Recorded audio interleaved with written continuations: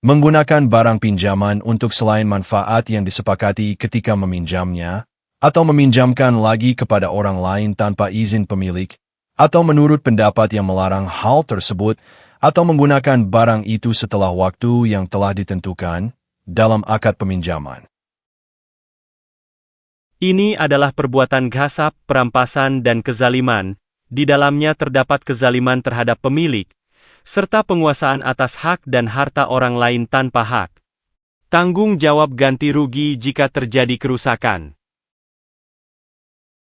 Poin-poin penting. Menggunakan barang pinjaman untuk selain tujuan yang disepakati. Misal, seseorang meminjam mobil untuk ke kantor, tapi menggunakannya untuk mengangkut barang dagangan, ini tidak boleh, kecuali ada izin atau kelonggaran dari pemilik.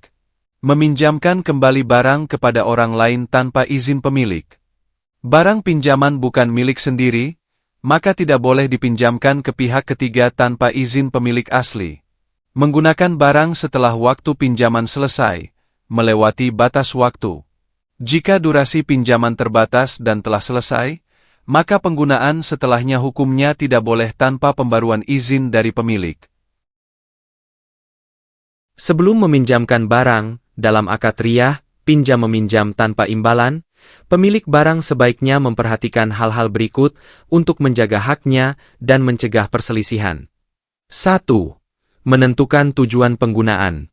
Jelaskan tujuan penggunaan barang yang dipinjamkan. Contoh, saya pinjamkan motor ini hanya untuk keperluan kuliah, bukan untuk ojek online. 2. Menentukan jangka waktu.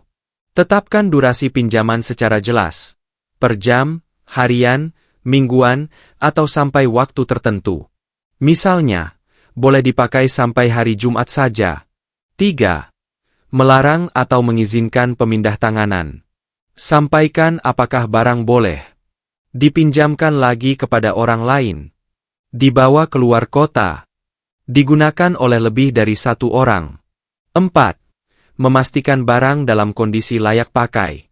Barang yang dipinjamkan harus berfungsi dan aman digunakan. Contoh, jangan meminjamkan alat berat yang rusak, karena bisa membahayakan peminjam dan menyebabkan sengketa. 5. Menyimpan bukti atau catatan, opsional tapi disarankan.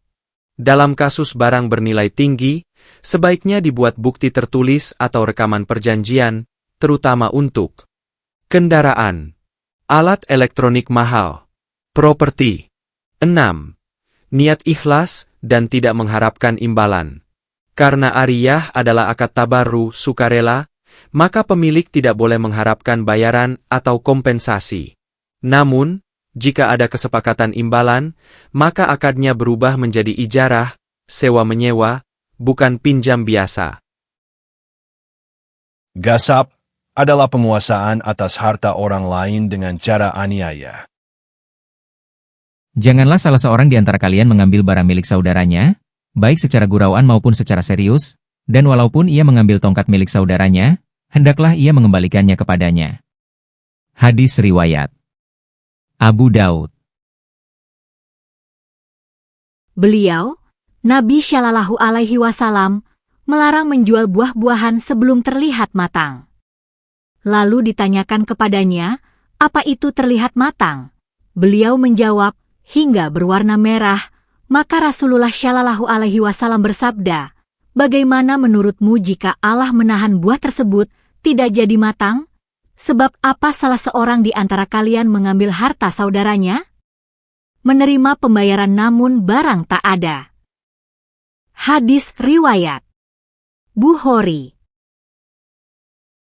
Menunda pembayaran upah buruh atau menahan sebagian upah buruh setelah selesai pekerjaannya. Penundaan pembayaran oleh orang yang mampu adalah suatu bentuk kezaliman.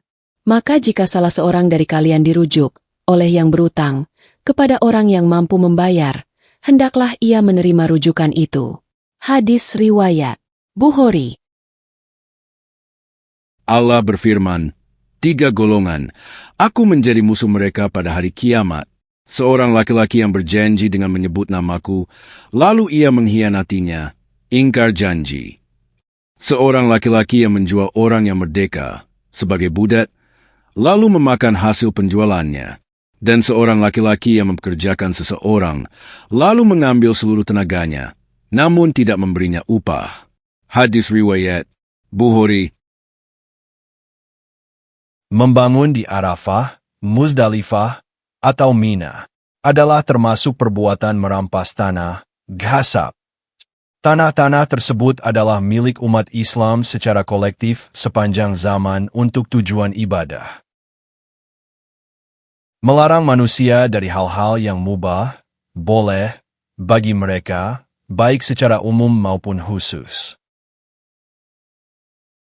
Contoh, melarang orang lewat di jalan umum tanpa alasan syar'i, mengambil alih sumur atau sumber air yang biasa dipakai umum, menghalangi orang dari memakai tanah padang gembalaan umum, mengklaim hak atas barang mubah, seperti kayu bakar dari tanah umum, lalu melarang orang lain ikut memanfaatkannya. Melarang menghidupkan tanah mati, yaitu tanah kosong yang tidak ada pemiliknya dan tidak digunakan, dengan tujuan dirinya sendiri mengolah dan memanfaatkannya untuk bercocok tanam, membangun, DSB. Melarang menggunakan masjid-masjid, ribat, tempat tinggal para pejuang, serta tambang yang tersembunyi maupun yang tampak. Melarang bentuk-bentuk pembangunan lain yang menandakan pengolahan serius.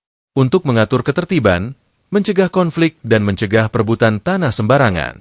Disyaratkan adanya izin penguasa agar kepemilikan tanah mati, reklamasi, menjadi sah. Siapa yang menghidupkan tanah mati, maka tanah itu menjadi miliknya. Dan tidak ada hak bagi akar, tanaman, orang zalim. Hadis riwayat Abu Daud. Yang dimaksud akar orang zalim adalah seseorang yang datang ke suatu tanah yang telah dihidupkan sebelumnya oleh orang lain. Lalu ia menanam tanaman di sana secara zalim dengan maksud untuk mengklaim tanah itu menjadi miliknya. Menyewakan sesuatu dari jalan umum dan mengambil uang sewanya, meskipun itu berada di halaman depan rumahnya atau toko miliknya. Menyewakan ruang milik umum tanpa hak adalah bentuk kezaliman, bahkan jika dilakukan oleh wakil resmi negara namun untuk kepentingan pribadi. Ini adalah pengkhianatan terhadap amanah Bait al-Mal.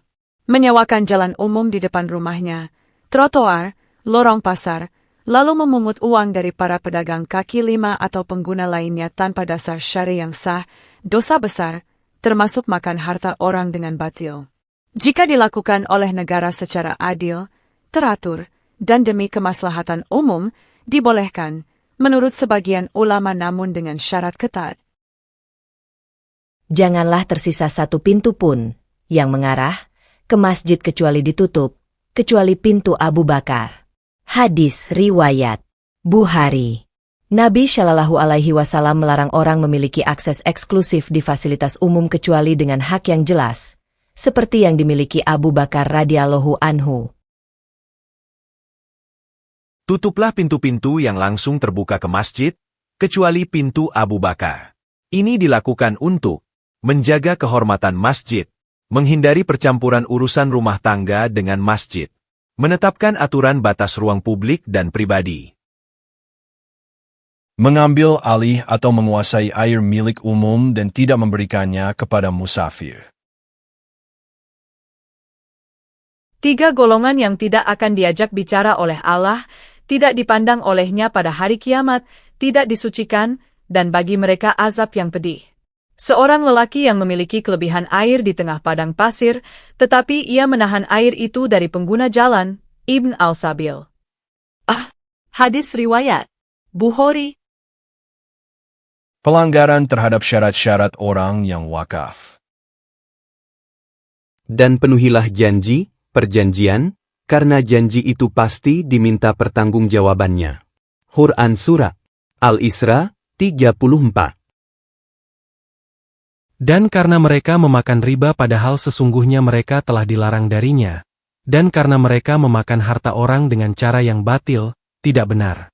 Dan kami telah menyediakan bagi orang-orang kafir di antara mereka azab yang pedih. Quran Surat An-Nisa 161. Seseorang memberikan wakaf dengan menyertakan syarat tertentu, maka syarat tersebut harus dipenuhi, Selama syarat itu tidak bertentangan dengan prinsip-prinsip syariat Islam, jika syarat wakaf dilanggar, maka wakaf itu dianggap tidak sah atau batal. Mengelola harta temuan, harta yang hilang, dan menguasainya, serta menyembunyikannya dari pemiliknya setelah pemilik mengetahui hartanya tersebut. Kenalilah wadahnya, ikatannya, dan jumlahnya, kemudian siarkan harta itu selama 1 tahun.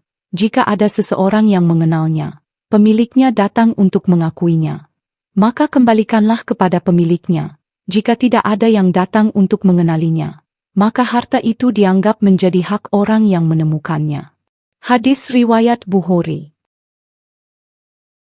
Seseorang yang mengambil harta yang ditemukan sebelum memenuhi kewajiban untuk mengumumkan harta tersebut, menyebutkan ciri-cirinya dan menunggu selama 1 tahun, serta menyembunyikan harta itu dari pemiliknya setelah mengetahui siapa pemiliknya, maka itu adalah tindakan yang salah dan merupakan dosa besar.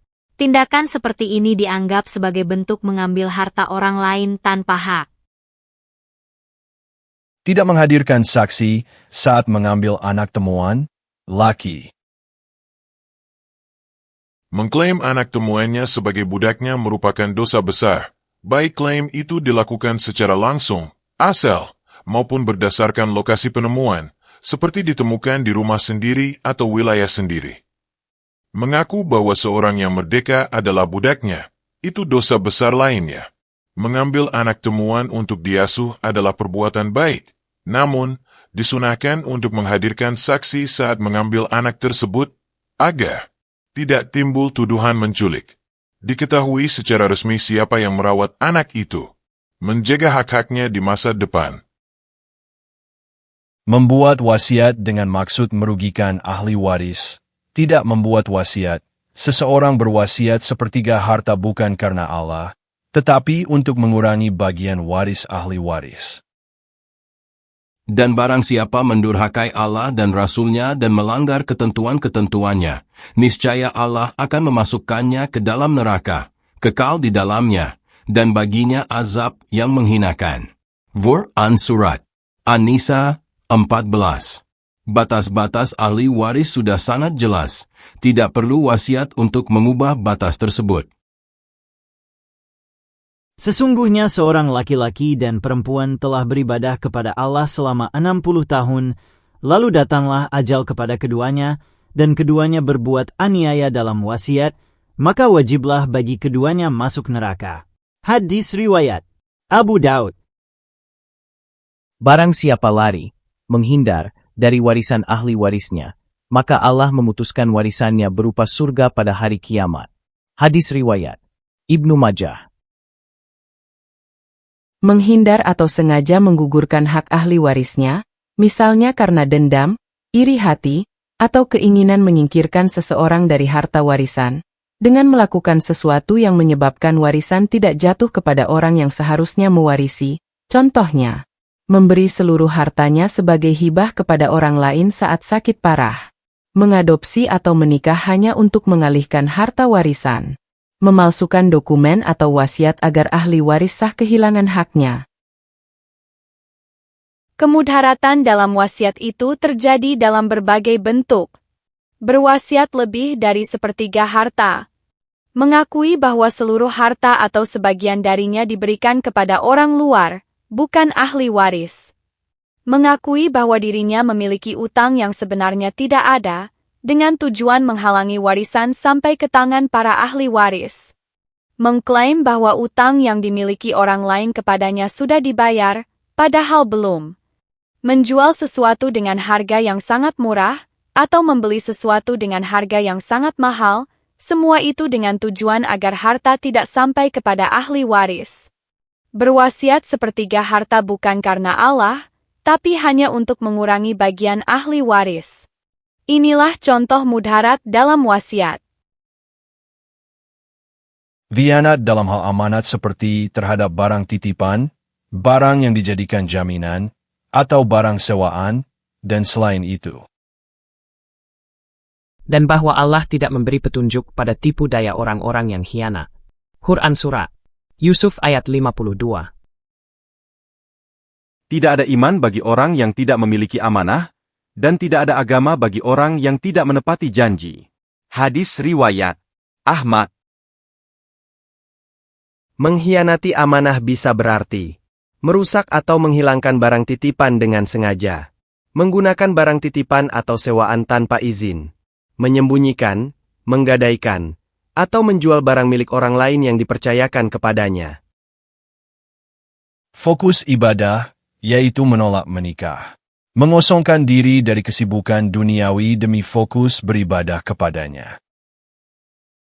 Dan sebutlah nama Tuhanmu, dan beribadahlah kepadanya dengan penuh ketekunan, penyerahan diri secara total.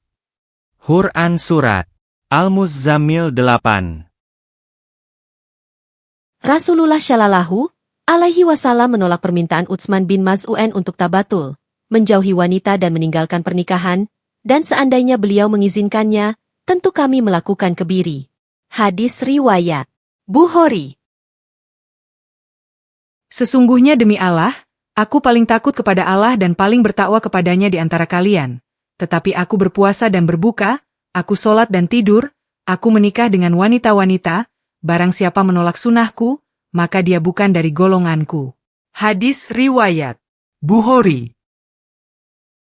Memandang wanita ajnabiyah, bukan mahram, dengan syahwat disertai rasa takut terjadinya fitnah, godaan, demikian juga menyentuhnya dengan syahwat, begitu pula berdua-duaan, vawat, dengannya apabila tidak ada mahram salah satu dari keduanya yang dihormati, walaupun juga dengan seorang wanita semacam itu, dan wanita ajnabiyah tersebut juga tanpa ada suami. Aku bertanya kepada Rasulullah Shallallahu Alaihi Wasallam tentang pandangan yang tiba-tiba pada wanita, maka beliau bersabda, palingkan pandanganmu. Hadis riwayat Abu Daud. Ketahuilah, tidaklah seorang laki-laki sendirian bersama seorang wanita kecuali setan menjadi yang ketiga di antara keduanya. Hadis riwayat Tirmidzi. Dan janganlah kalian mendekati zina, sesungguhnya zina itu adalah perbuatan keji dan jalan yang buruk. Quran Surat Al-Isra 32. Selanjutnya dosa 245, 246, 247. Memandang pemuda menggemaskan yang belum tumbuh janggut, amrad, dengan syahwat, menyentuhnya, dan berdua-duaan, fawat, dengannya.